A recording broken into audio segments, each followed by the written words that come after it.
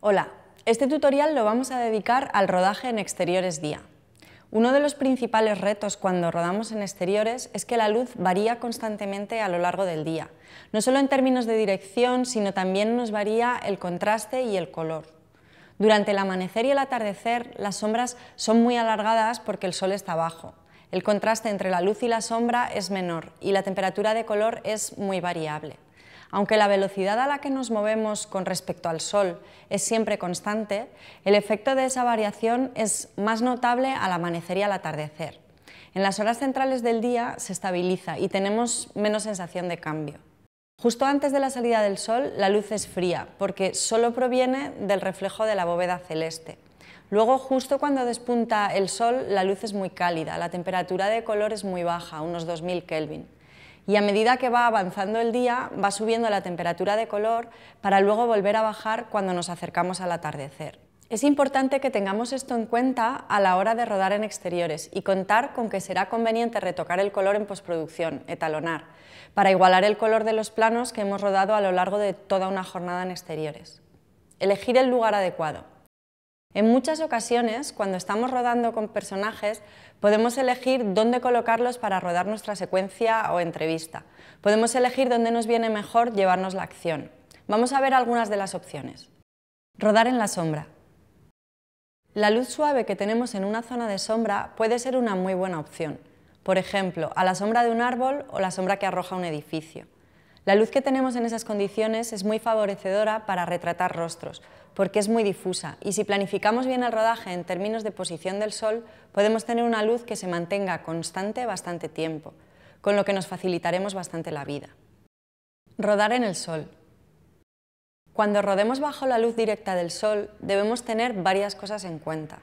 Lo habitual será que evitemos las horas centrales del día, porque a esas horas el sol está muy alto, casi cenital, y esa dirección de luz no es nada fotogénica porque genera grandes sombras en las cuencas de los ojos. Por eso intentaremos planificar nuestro rodaje bien y aprovechar esas horas centrales del día para otras cosas, bien para hacer los interiores o para rodar en zonas de sombra, o bien si nuestro día de rodaje ha de ser todo en exteriores y con sol, rodaremos los planos generales a las mejores horas de luz y dejaremos los planos cortos para esas horas centrales del día, ya que en un plano corto es mucho más sencillo intervenir y modificar el esquema de luz usando bastidores, palios y reflectores para cortar el sol, tamizarlo o modificar su dirección. Sol de contra. Cuando rodamos bajo la luz directa del sol, un recurso muy habitual es buscar que el sol esté de contra a los actores, con lo que la luz que tienen en la cara es una luz más suave, que viene de la reflexión. Podemos además usar un reflector para rellenar un poco la cara de los personajes reflejando la luz directa del sol y así reducir el contraste entre la intensidad del contraluz y la intensidad de luz que tenemos en la cara. Sol a favor. En principio, solo rodaremos con el sol directo a favor cuando estemos rodando a las horas en las que el sol tiene una altura más favorecedora, como unos 45 grados aproximadamente, es decir, a primera y última horas del día. Rellenar la sombra, reflectores. A veces tenemos más contraste en la escena del que nuestra cámara es capaz de retratar, porque no tiene suficiente latitud. Otras veces el contraste es demasiado fuerte para el tipo de look que queremos tener. En ambos casos, lo que haremos será rellenar las sombras. Con una superficie reflectante rebotaremos la luz directa del sol. Si lo que queremos conseguir es un relleno difuso que no arroje sombras definidas, usaremos una superficie blanca para reflejar la luz. Si buscamos un efecto más duro y más intenso, usaremos una superficie plateada para reflejar el sol. Esta superficie plateada puede ser más o menos dura según lo rugosa que sea. No es lo mismo rellenar reflejando el sol directo que cuando tenemos un día nublado o cuando estamos en una zona de sombra. En un día nublado, a veces una superficie blanca no refleja suficiente luz y entonces usaremos una superficie plateada que captará más intensidad. Y como la luz que estamos rebotando es difusa, porque está filtrada por las nubes, nuestro relleno seguirá siendo muy difuso. Una superficie plateada no modificará el color de la luz, reflejará la luz exactamente del mismo color que la luz que incide en la superficie. Si usamos una superficie dorada, calentaremos la luz, bajaremos su temperatura de color. Existen muchos tipos de reflectores, vamos a verlos. Esticos o pórex. Habitualmente están pintados por un lado de blanco y por el otro lado de negro. Los fijamos a un trípode con el portasticos y buscamos la orientación buena que refleje el sol en dirección a nuestro personaje y luego fijamos esa posición. La parte negra nos sirve como negativo, es decir, para quitar luz de una zona y ganar contraste. En un día nublado podemos forrar nuestro estico con Roscoflex, que es un material de plástico reflectante, y tener un lado del estico blanco y el otro plateado. Así jugamos rápidamente cambiando de un relleno duro a un relleno suave. Reflector Lastolite. También existe este tipo de reflectores flexibles, aunque debemos tener cuidado con ellos en exteriores porque el viento los mueve y entonces nos varía la cantidad de luz rebotada, o sea, la intensidad del relleno. Son difíciles de controlar. Son más prácticos para interiores o para planos de duración corta. Suelen tener una parte blanca, otra plateada y otra dorada. Esta última nos hará el mismo efecto que la plateada, o sea, un relleno duro, pero con una dominante cálida. Podemos utilizarlo también con la parte blanca para tamizar la luz. Pantallas de reflexión, plata y espejo. Si queremos añadirle volumen a la imagen, por ejemplo, con un contraste suave para un personaje que está en una zona de sombra, podemos usar una pantalla de reflexión plateada que pondremos en la zona de sol dirigida hacia nuestro personaje. Las pantallas de reflexión tienen dos lados plateados, uno más duro y uno más suave.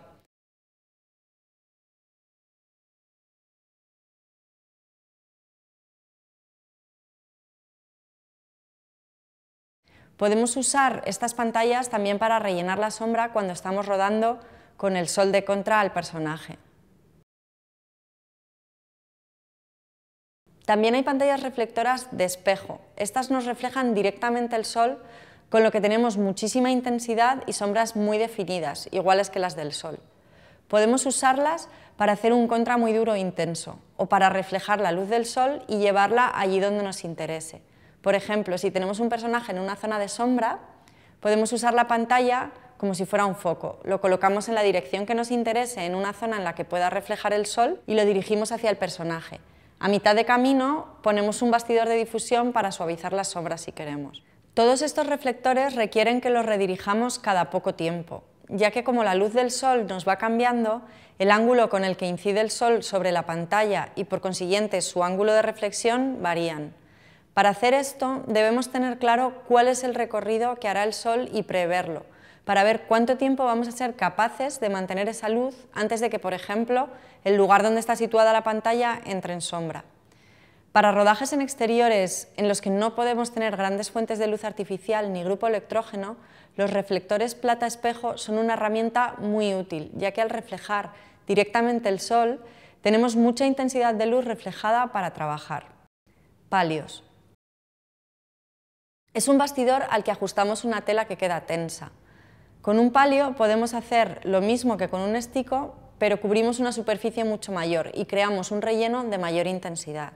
Los tenemos de muchos tamaños, desde 2 por 2 metros hasta 6 por 6, por ejemplo. Y luego podemos ajustarles telas de muchos tipos dependiendo del efecto deseado. Tenemos telas blancas, plateadas, negras, doradas, etc. Conviene que haya a su lado siempre 2 personas para controlar que no se mueva con un golpe de viento y debemos tener en cuenta que no podemos usar el palio si tenemos un día muy ventoso. Tamizar el sol, herramientas. Aparte de rellenar las sombras, otra forma que tenemos de controlar el contraste es tamizando el sol. Para cubrir a un personaje en plano medio podemos usar un bastidor grande sobre un trípode o si necesitamos cubrir una superficie mayor, usaremos un palio. Así, aunque tengamos el personaje en una zona de sol, podemos suavizar la luz que lo ilumina. Dependiendo del efecto que queramos conseguir, usaremos un tipo u otro de difusor. En otros tutoriales ya hemos visto algunos de los ejemplos de los muchos tipos de difusores que hay en el mercado, pero hay algunos que suelen usarse más habitualmente en exteriores. Es un difusor muy sutil que se utiliza cuando queremos mantener la sensación de sol directo, pero suaviza un poco los contornos de la sombra, con lo que la luz es un poco más amable. Es una gama de gelatinas difusoras pensadas especialmente para días ventosos o con lluvia, y su característica principal es que son silenciosos, con lo que nos permite usarlos en grandes bastidores y rodar con sonido directo sin problemas de ruidos producidos por el viento agitando la gelatina. Los tenemos en gama de muy poca a muy fuerte difusión. También existe un tipo de grid cloth silencioso con el que logramos una difusión muy intensa pero sin este ruido de la gelatina. Si necesitamos cubrir una superficie mayor, por ejemplo, hay varios actores o necesitamos cubrir un coche, etc., podemos tamizar la luz usando un palio con una tela fina. Esta puede ser más o menos fina dependiendo del tipo de difusión que queramos aplicarle a la luz. Tenemos sedas, muselinas, telas blancas sólidas, etc. Rodar nublado. Un día nublado puede ser un problema si tenemos que rodar paisajes, dependiendo de lo que estemos rodando y de lo que queramos contar. Pero la luz de un día nublado es muy bonita para retratar rostros, porque es suave y uniforme. Es interesante tratar de rellenar las sombras que se producen en las cuencas de los ojos, ya que la luz viene muy cenital. Para eso usaremos un estico blanco o una superficie de reflexión plateada que nos permita captar un poco más de luz.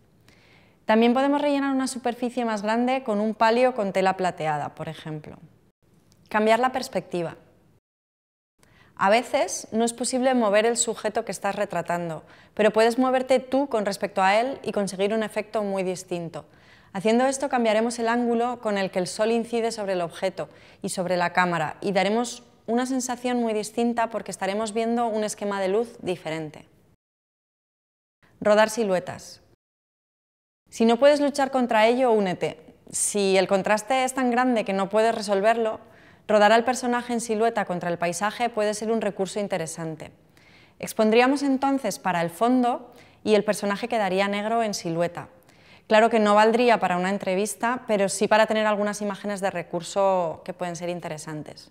Flares.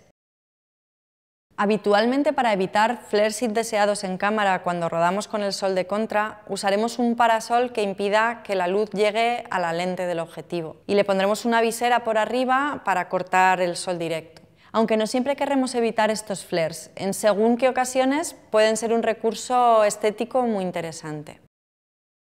Filtros. El uso de filtros de cámara en exterior día es muy necesario, sobre todo porque cada vez la sensibilidad nominal de las cámaras digitales es más alta. Eso hace necesario el usar filtros neutros que resten luz y nos permitan trabajar al diafragma adecuado y con la profundidad de campo deseada.